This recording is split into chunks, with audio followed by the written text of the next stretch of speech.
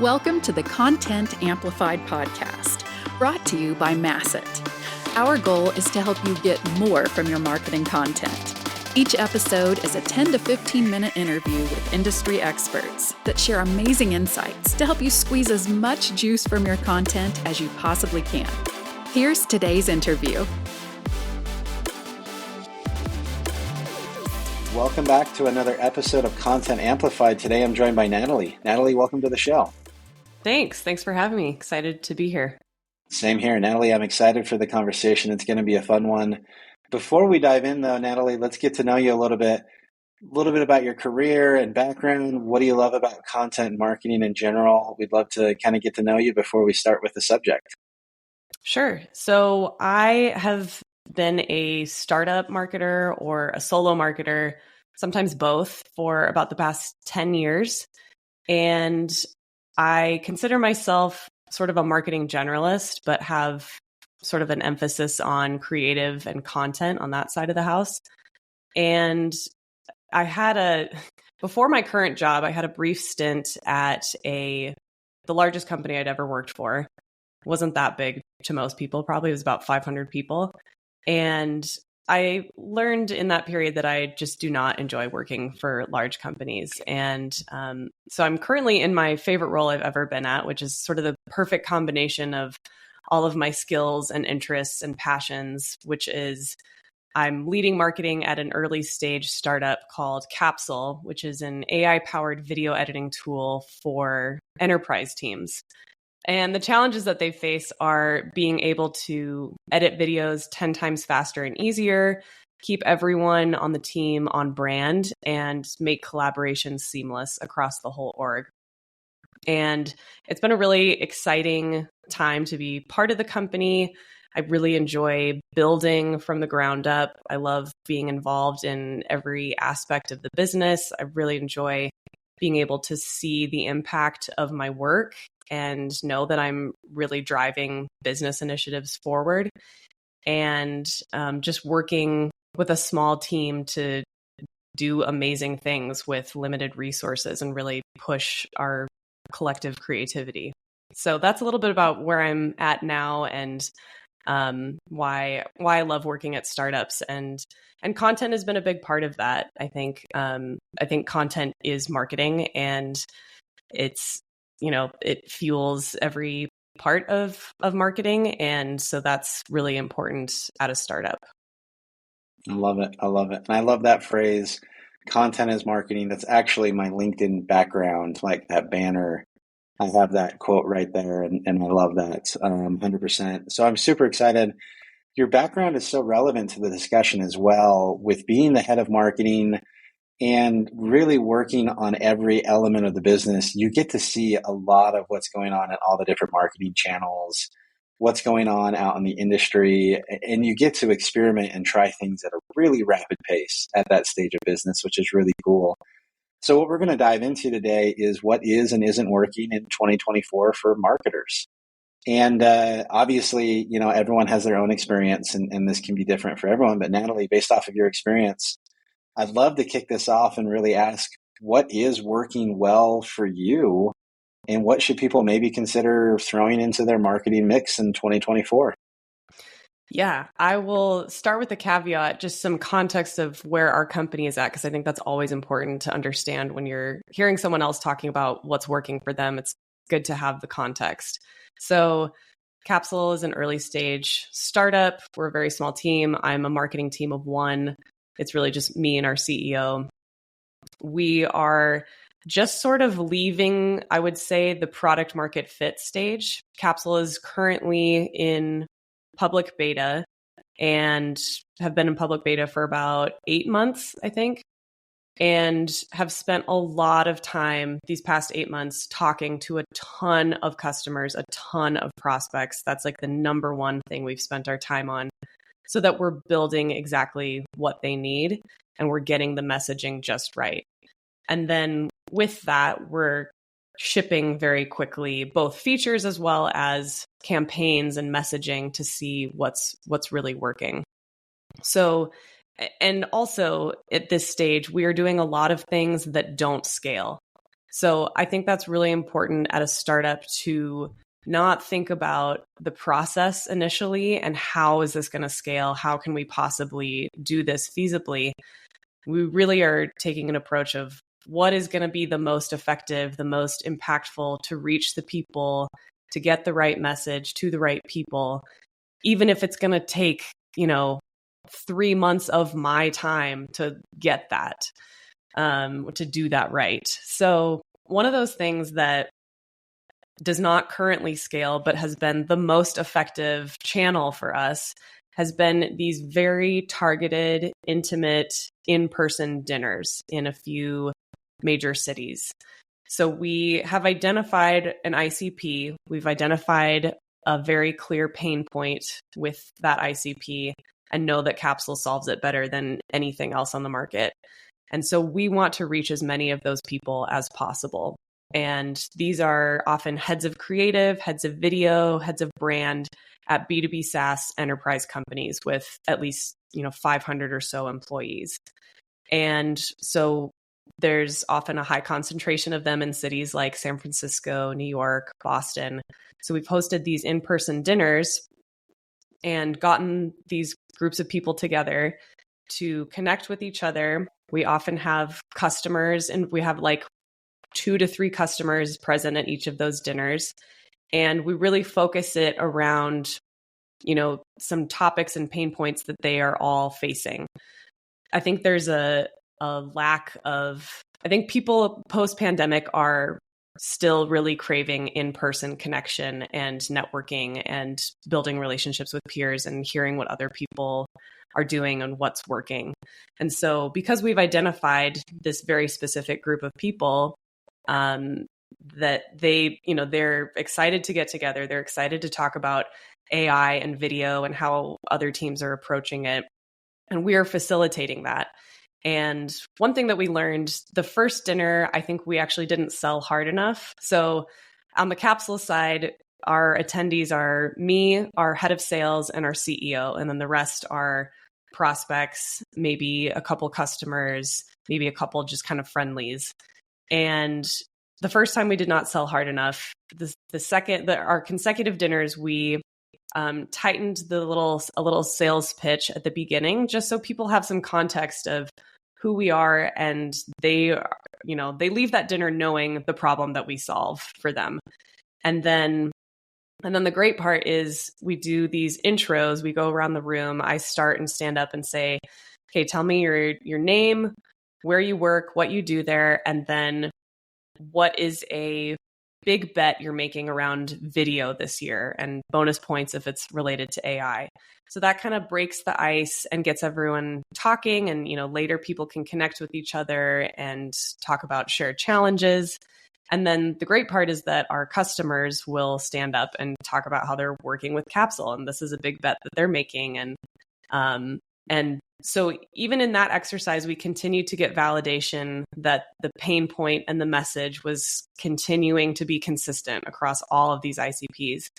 And then we really have started to turn it into like a whole marketing motion. So not only do we have kind of like an outreach strategy in terms of the messaging and reaching people and getting warm intros to people, we've kind of figured out the structure and the messaging of the dinner that makes those really smooth and effective.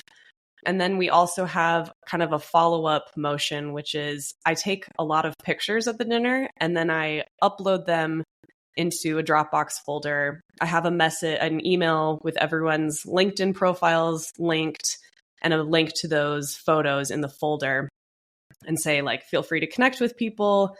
Feel free to, use these photos and tag us on social media if you want. And, we'll follow up with any discussed next steps on this, kind of on the sales side. And then, the next day we get people posting about us on LinkedIn. And so the dinners themselves have sort of taken on a marketing life of their own, where we've instilled a little bit of FOMO and have gotten people to attend the next one because we can say, here's who was at the last one. Or people will comment and be like, oh, please let me know if you do one of these in my city. And so we're just kind of keeping a running track of all of those. So that's sort of the motion that we've developed. Again, it's a lot of work. I'm basically running the whole thing. It's a lot of work to coordinate all of those things, but it has so far been our most effective channel for generating highly qualified opportunities. The conversion rate from those dinners into intro calls to demo calls to opportunities is insane. And so we know that it keeps working. So we're going to keep doing that. And now we're trying to identify, okay, where are the biggest bottlenecks in this process where we can, how can we use AI to speed some of this up? How can we find other ways to take these more laborious parts and streamline them a bit? I love it. That is such a cool idea. I have a million questions about it and how it works and all that kind of stuff. Number one, just to reiterate something you said, the doing things that don't scale and then kind of figure out how to scale them. I love this mentality, and it rings true with your startup experience. This is a very startup mentality, but it's so much better to figure out what works and then figure out if you can scale it versus finding something that scales but may not work. Who cares if you can scale something that doesn't work at all? And so I love the mentality. I guess number one is, are you piggybacking these elements, these dinners, off of trade shows and conventions, or are these really, we're just going to fly into town, schedule the dinner, and it's kind of all independent? Or do you typically coincide with something else? Yeah, currently it's just all independent. We just pick the major cities where we know we have a lot of prospects or customers, and starting there. We will start to piggyback on some events and do some private dinners, where a lot of our target customers are going to conferences or events. But we know that this is working so far. So once we can kind of systematize this one a bit, we'll start expanding to other types of events. And we want to expand to other sizes of events. This very sales focused dinner is working really well, but we definitely want to expand to more of a brand awareness play where we have, we host a happy hour or things like that, and see how that works. Because our hypothesis is that these sales dinners are very intimate, and I think that's a big part of why they're successful on the sales side, because we build very intentional, thoughtful relationships with these buyers. But what's the ROI, or what's the impact if we scale it up and it's a little less intimate, but we're reaching more people? How does that pan out? So that's kind of the next evolution once we get a few more reps in and can hopefully hire someone to manage some of this too.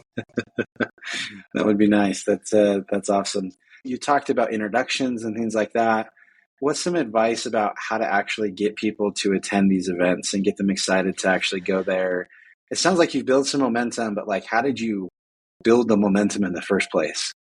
Yeah, it's an art, I will say, finding the balance of instilling a little bit of FOMO, because people don't, especially if they've never heard of you, they don't know anyone else who's gone to one of these events.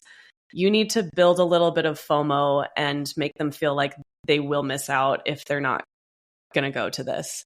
So when we send cold emails or even just intros for other people to pass along, we've kind of got a nice formula for that. It's very brief. It's Capsule's hosting our 4th VIP dinner around AI and B2B video. Previous attendees have included heads of creative or video from HubSpot and Brex and Figma and Webflow, and we have a few spots left. Would you be interested in attending?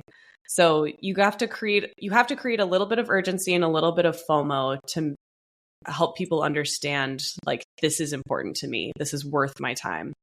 So it is a little bit of an art. It takes a little bit of trial and error to understand what messages will land. The other tip is I keep my subject line very short, and I would send it to a friend. So it's usually dinner at the name of the restaurant, and that's it. It's something that you would send to your friend of we're making plans to go to dinner at this specific restaurant, so that instead of would you be interested in this VIP dinner, or something that feels like you're being sold to, or not as intriguing. Yeah, I love that. What, in your opinion, is kind of the sweet spot when it comes to the number of people at these dinners, where you feel like you kind of get some of that momentum and people are excited, but they're still small and intimate? Like rough numbers and what you would kind of recommend. Yeah, what's worked for us is we've had 16 total people at the dinner, and that includes 3 people from Capsule. So me, our head of sales, and our CEO, and then, 13 kind of peers essentially. And that's been a good balance where we feel like we have coverage and one of us has been able to talk, like everyone has been connected to someone at Capsule and had an opportunity to like really chat and connect. And then, after the dinner, all 3 of us kind of post game and talk about like, okay, what are our immediate next steps? Okay, you talk to this person about all of these things. So you should send the follow-up email. I'll do this one kind of thing so that we all feel Very like cool. we can cover it without feeling like we have to, I don't know. It feels natural enough that we don't have to like make a super, super dedicated plan of like, okay, you have to talk to these 5 people, I talk to these 5 people. There are definitely people at the dinner that, we want our CEO to spend some time with, or we want our head of sales to spend some time with. I want to talk to a couple of marketers selfishly to, learn from them and connect with them. And so that's kind of how we approach it. Very cool. Very cool. Well, we could dive into this for days. Again, I have millions of questions. I think this is cool, but to keep these podcast episodes short and sweet and to the point. And the idea here is this is another channel for people to explore. This is an opportunity to really look into this and figure out maybe we should try it. And even I love that this is really, although the scalability to do it in mass may be difficult, it doesn't matter the stage of your business. If you're even later stage of a business, this is a great opportunity to just connect with prospects and learn about what they're struggling with. Like the insights sound incredible. So I think there's so many layers to what you're talking about. And I think this is really insightful. So Natalie, thanks for sharing. This is a great insight, great tip, great channel and avenue. And I'm sure there are plenty of listeners that are going to have lots of questions. If they want to connect and reach out, how and where can they find you? Yeah, I am on LinkedIn. Feel free to add me on LinkedIn. I will say I am much more likely to accept a connection request if you send a message and add some context. But I'm very active on LinkedIn and happy to connect there. Love it. Love it. Well, Natalie, again, thanks for the time today. Thank you. Thank you for listening to the Content Amplified podcast. Please subscribe and leave us a review. And for additional ways to get more out of your content, visit our website at getmasset.com. That's getmasset.com. And tune in next time to the Content Amplified podcast.